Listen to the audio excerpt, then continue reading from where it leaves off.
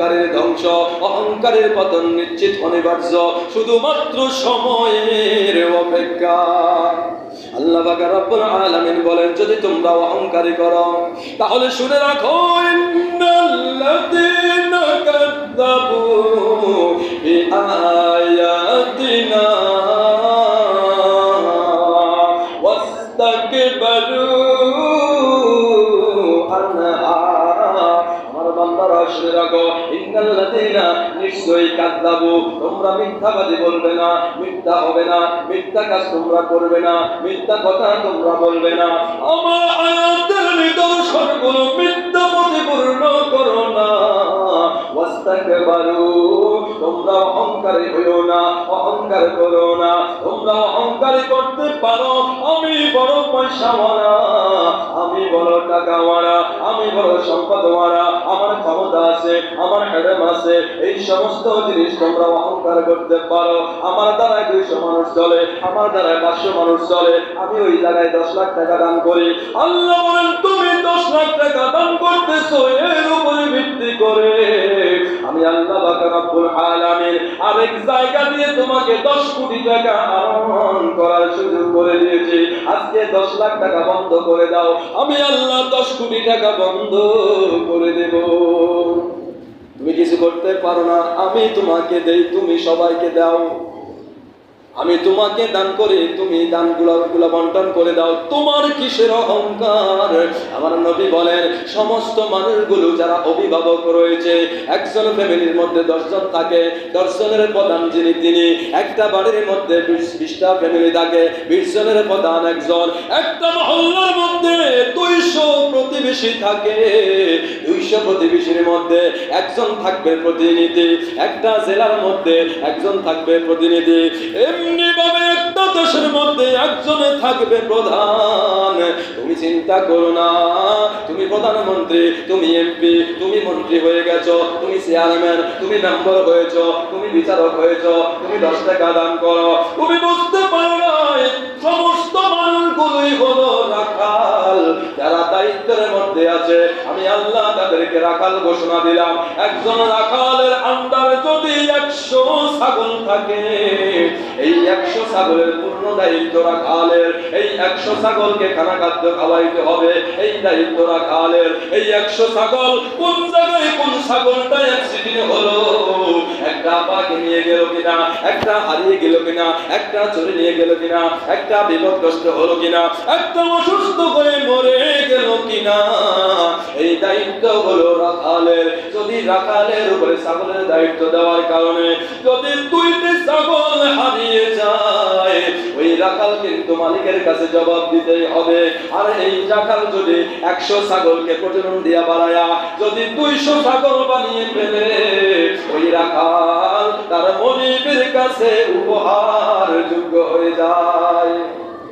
আল্লাহ বলেন, তোমরা তো তেমনই, তোমাদেরকে রাখাল স্বরূপ পেশ করা হয়েছে, অহংকারী হইও না। তুমি যদি তোমার অধীনস্থ যারা রয়েছে তাদের হকগুলো পরিপূর্ণ আদায় না করো, তাদের সুযোগ সুবিধা না দেখো, তাদের বিপদ আপদগুলো না দেখো। ফ্যামিলির মধ্যে 10 জন মানুষ আছে, 10 জনের প্রধান ব্যক্তি তুমি। 2 জনের প্রতি দৃষ্টি একরকম, আর 8 জনের প্রতি আরেক রকম। নিজের মেয়ের প্রতি দৃষ্টি একরকম, আর ছেলের বউয়ের প্রতি দৃষ্টি আরেক রকম। নিজের মা বাবার প্রতি দৃষ্টি একরকম, আর শ্বশুর শাশুড়ির দিকে দৃষ্টি আরেক রকম। তুমি বুঝতে পারো নাই, তুমি পরিপূর্ণ হক আদায় করতে পারো নাই, এই কারণে আল্লাহর কাছে তোমাকে জবাব দিতে হবে। তুমি রাখাল। আল্লাহ বলেন, যদি তোমরা অহংকার করো তাহলে আমি তোমাদেরকে বলে দিলাম, দুনিয়ার মানুষ ওয়াস্তাকবারু আনহা লা তুফাত্তাহু লাহুম আবওয়াবুস সামা। আল্লাহু আকবার। আল্লাহ বলেন সূরাতুল আরাফ 7 নম্বর সূরা 9 নম্বর পারা।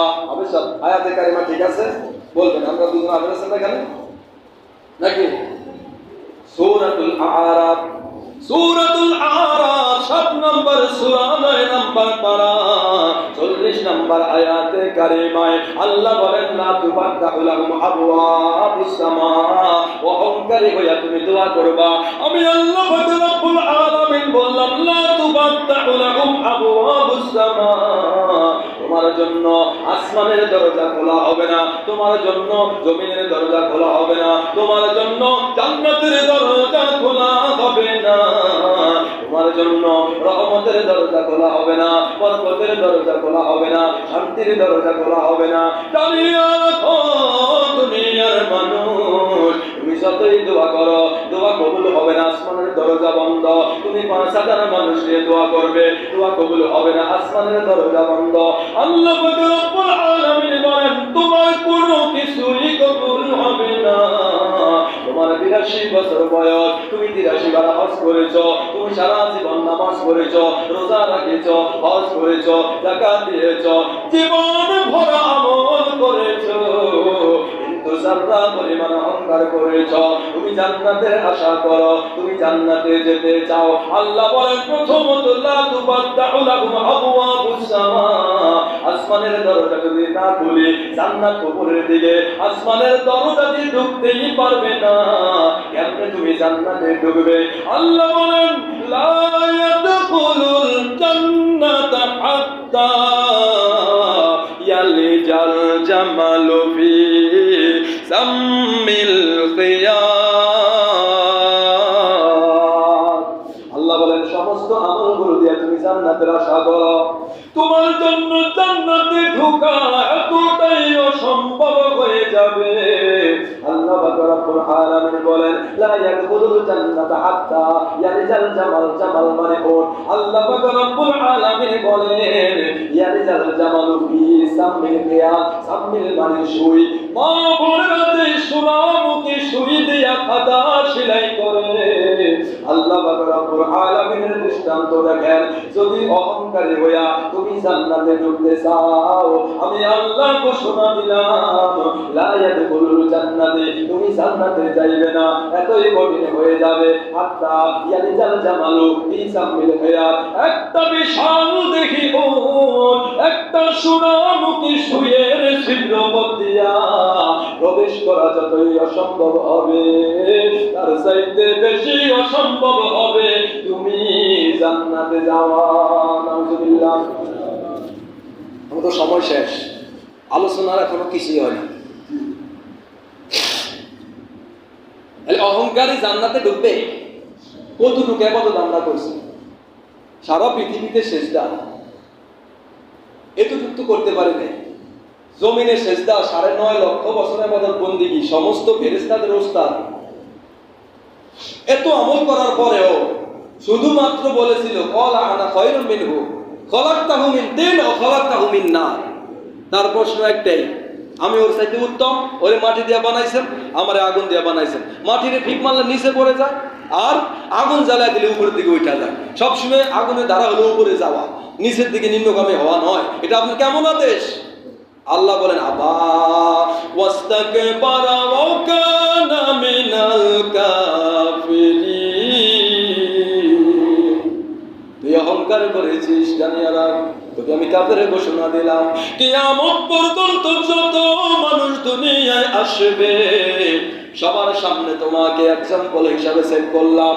এই পৃথিবীতে এমন কোনো মুফতি আসবে না, এমন কোনো মুহাদ্দিস আসবে না, এমন কোনো আন্তর্জাতিক খ্যাতি সম্পন্ন বক্তা আসবে না, এমন কোন পিএইচডি ডিগ্রিধারী ব্যক্তি আসবে না যে একজন রহমতের ফেরেশতাকে পড়াইতে পারে। কিন্তু লক্ষ কোটি রহমতের ফেরেশতাকে তুমি পড়াইছো, একটু অহংকার করার কারণে তোমাকে কাফের হতে হলো। পৃথিবীর মুফতিরা, পৃথিবীর মুহাদ্দিসেরা, পৃথিবীর মুফাসসিরেরা, পৃথিবীর ইমামেরা, পৃথিবীর মুয়াজ্জিনেরা, পৃথিবীর সমস্ত শিক্ষক যারা রয়েছে তোমাদেরকে শিক্ষা দিলাম, উস্তাদি করে এক জাররা পরিমাণ যদি অহংকার করো, আমি ওই যে জালিমের সাথে, ওই কাফেরের সাথে মুআল্লিমাল মালাকুত এখন শয়তান হয়ে ঘুরতেছে, তার আমলের সাথে যাদের মিল হয়ে যাবে একসাথে করিয়া আমি আল্লাহ রাব্বুল আলামিন প্রত্যেককে একইভাবে জাহান্নামে দিব। নাউজুবিল্লাহ। অহংকার আছে আপনার? আছে। অহংকারের মধ্যে তিনটা সিম্পটম, এই তিনটা সিম্পটম বলে আলোচনা শেষ হবে। অহংকারের জন্য তিনটা সিম্পটম দেখালো। আল্লাহ পাক রব্বুল আলামিন হাবিব বলতেছেন, অহংকারী ওর পোশাকগুলো থাকবে অহংকারী মূলক পোশাক গায়ে দিবে, গর্ব মনে করবে, ওর পোশাকগুলো, ওর ইজারগুলো, ওর লুঙ্গিগুলো, ওর পোশাকগুলো পুরুষের জন্য টাকলুর নিচে রাখা হারাম। এই টাকলুর নিচে যাদের পোশাক চলে যাবে অহংকারী বলে গণ্য হবে। এই টাকলুর নিচে যাদের পোশাক চলে যাবে কিয়ামতের দিনে মহান রব্বুল আলামিন এই তিন শ্রেণীর মানুষের দিকে কখনো রহমতের দৃষ্টিপাত করবেন না, বরকতের দৃষ্টিপাত করবেন না, দয়ার দৃষ্টিপাত করবেন না, তাদেরকে জাহান্নাম থেকে বাঁচাইবেন না, বরং তাদেরকে জাহান্নামে দগ্ধীভূত করবেন। তিন শ্রেণীর মানুষের মধ্যে এক শ্রেণীর মানুষ হলো যারা টাকলুর নিচে পোশাক পরে কিন্তু মহিলাদের জন্য টাকলুর নিচে থাকবে। মহিলারা আবার টাকলুর উপরে তুলেন না। এখন মহিলারা বেশি উল্টা পাল্টা করে। মহিলারা বাড়ি সাইরা মসজিদে যায়, মহিলারা বাড়ি সাইরা আরেক বাড়িতে যায়, মহিলারা বাড়ি সাইরা শহরে যায় তারাবির নামাজ পড়ানোর জন্য। তারাবির নামাজ পড়তে যদি জায়েজ থাকে, আমাদের এলাকায় তো মসজিদ আছে, আপনি কেন ঝাড়পুরে যায় তারাবির নামাজ জামাতে পড়বেন আরেকবার পুরুষের পিছে? এটা কোন শরীয়ত আছে? শরীয়তে কিয়ামত পর্যন্ত কেউ এটা প্রমাণ করতে পারবে না। কথা বুঝেন? আমার আম্মা বোনেরা মনে কষ্ট নিন না, এগুলো আপনারা কি ইসলাম মানতেছেন? আমাদের দাদিরা, ফুপুরা, নানিরা কেউ কোনোদিন জামাতে নামাজ পড়েন নাই, তাই বলে এটা কি আমাদের জাহান্নামে আছে? তারাবি জামাতে ছিল না, নবীজিও কোনোদিন জামাতকে নামাজ পড়ান নাই। আবু বকর সিদ্দিক রাদিয়াল্লাহু তাআলা আনহু 2 বছর খেলাফতের রাষ্ট্র কায়েম করেছিলেন, পরিচালনা, তিনিও কোনোদিন জামাতে নামাজ পড়ান নাই। এবং ওমর রাদিয়াল্লাহু তাআলা আনহু, তিনি খলিফা ছিলেন সারা পৃথিবীর, তিনিও কখনো জামাতে নামাজ পড়ান নাই। তিনার শরীয়ত যখন আসলো তখন তিনি চিন্তা করলো, যখন এভাবে মানুষগুলো বিশৃঙ্খল ভাবে জামাতে তারাবির নামাজটা পড়তেছে, সুতরাং তাদেরকে যদি এক জায়গায় করে একজন ইমামের পিছনে দাঁড়া করে দেয় কেমন হবে? অন্য সাহাবীরা বললো, আমিরুল মুমিনিন আপনি যদি বলেন তাহলে ভালো হবে। তারাবির নামাজ 20 রাকাতেই, কিন্তু একাই পড়তো সবাই। এইটা জামাত চালু করে দিল হযরত ওমর রাদিয়াল্লাহু আনহু। তিনি আয়েশা মসজিদে নববীতে প্রত্যেককে এক জায়গায় করে কাতার বন্ধ করে একজন ইমাম বানায়া নামাজটা পড়তে বললেন। পরের দিন তিনি মসজিদে নববীতে আয়েশা কয় হাদিহিল, এত সুন্দর বেদাত আর নেয়ামতুল বেদাত, এটা হলো একটা বেদাত, তবে এটা নেয়ামতের একটা বেদাত। কথা বুঝতে পারছেন? বেদাতের মধ্যে যেটা নবী নিষেধও নাই আদেশও নাই, তবে এটা করাতে ভালো হয়েছে, উপকার হয়েছে। সবাই সারিবদ্ধ হইয়া শৃঙ্খলাবদ্ধ হইয়া নামাজ পড়তেছে, সুবিধা হইতেছে। একজন ইমাম হয়েছে, বিশৃঙ্খলতা হয় নাই, 20 টাকার নামাজে পড়াইছে। তাই নামাজ হইতে ছিল না, ছিল সূরা তারাবি, ছিল সূরা তারাবি। আমরা তো মনে করি কোরআন খতম না করলে তারাবি হইতো না। নবীজির সূরা তারাবি, আলাম তারা থেকে নাস, আবার আলাম তারা থেকে নাস। আবু বকর আলাম তারা থেকে নাস, আবার আলাম তারা থেকে নাস। আর এই যে ওমর রাদিয়াল্লাহু আনহু আলাম তারা থেকে নাস, আলাম তারা থেকে নাস। হযরত ওসমান গনি নুরাইন রাদিয়াল্লাহু আনহু যখন খেলাফতের শাসক হয়, তখন তিনি হাফেজদের হেফজ সিনাতে কাটানোর জন্য এটা একটা সিস্টেম জারি করলো যে আমরা একটু তারাবিটা খতম চালু করতে চাই, তাতে কি হবে? সওয়াব হবে, আর হাফেজদের হেফজ ভিতরে সিনার মধ্যে কেটে থাকবে নামাজের মধ্যে পড়লে। তবে যারা অসুস্থ, যারা মুরব্বী, যারা দুর্বল, যারা দাঁড়িয়ে দাঁড়িয়ে এতক্ষণ দাঁড়াইতে পারবে না, তাদের জন্য সূরা তারাবি। যারা সুস্থ সবল যুবক 2 ঘন্টা দাঁড়িয়ে থেকে নামাজ পড়তে পারবে, কোনো রকম মনে আসবে না, তার জন্য হলো খতম তারাবি। তাহলে আমরা কি করতেছি? যেটা 80 বছরের বুড়া এও খতম তারাবি, ওর শরীর ভাইটা যাইতেছে, ও বইরা দানের সম্ভাবনা, ও মুরগি দিতেছে মসজিদে, কিন্তু ওরে জুলুম করে তারাবিতে দাঁড়া করে রাখি। আমার সামনে বসা করে দিয়েছে মসজিদে, তাই নাই? এই যে লোক আছে সামনে। ফরজ নামাজের বিধান হলো ইমাম সাহেব এখানে দাঁড়াবে, নবীজি বলেছে তুমি কেরাত বেশি জানো বা হাতুড়ি করার দরকার নাই, তুমি 1 পৃষ্ঠা 2 পৃষ্ঠা 5 পৃষ্ঠা করতে পারবা, কিন্তু তোমার ভিতরে নামাজ পড়ে মুরব্বী, এই তো তোমার মতো সমান দাঁড়ায় থাকতে পারবে না, অসুস্থ সবল না, ও পড়ে যেতে পারে, ওর প্রস্তাব ধরে যেতে পারে, বেশি করে উঁচু রাখতে পারে না। তুমি এত লম্বা কারাত নিলা, ওর কষ্ট হলো, নামাজ নষ্ট হলে তুমি ইমাম দায় দিবা। এই কারণে ইমাম এখানে দাঁড়াবে, মুসল্লিদের দিকে তাকাবে, সবচাইতে দুর্বল মুসল্লি কোনটা ওইটার দিকে তাকায়া 5 আয়াত 7 আয়াত 3 আয়াত দিয়ে নামাজ কমপ্লিট করবে, এটা শরীয়তের বিধান। কিন্তু এখন মুরব্বীদের উপরে এমন ভাবে ছাপানো হয়েছে খতম তারাবি করতে হবে, নাহলে তারাবি হইতো না। কথা কি বুঝি আমরা? যাই হোক, আর 2 মিনিট। তো নিষেধন আমরা কি না করি? জুলায়া না পড়ি। আরেকটা হলো যে মানুষগুলো একে অপরকে বিরুদ্ধে কথা করে, একে অপরকে পিছনে পিছনে গোয়েন্দারি করে, কথা বলছেন, গোয়েন্দাগিরি করে, এগুলা করা যাবে না। আর সে ব্যবসার জিনিস ক্রয় করেছে, এখন বিক্রয় করবে, এই ব্যবসার জিনিস দিয়ে শুয়ে কসম খায়। কি খায়? কসম খায়। এই তিন ব্যক্তির জন্য আল্লাহ পাক রব্বুল আলামিন হাশরের জমিনে বলছে রহমতের দৃষ্টিপাত করবেন না, বরং তাদেরকে আরো কঠিন আগুনে দগ্ধীভূত করবেন। আর অহংকারীদের দিকে তাকাইলে দেখা যায়, অহংকারী যখন শরীরে জিদ আইসা পড়ে, ওর শরীর দেখবেন, আল্লাহর হাবিব বলে তোমরা কি তাদের দিকে দেখো না, যারা অহংকারী করে তাদের কলিজার মধ্যে একটা জ্বলন্ত আগুনের কয়লার মতো স্ফুলিঙ্গ হয়। তখন ইয়া রাসূলুল্লাহ কেমনে বুঝি? কয় দেখো তার দিকে, তার শরীরের শিরাগুলো মোটা হয়ে যায়।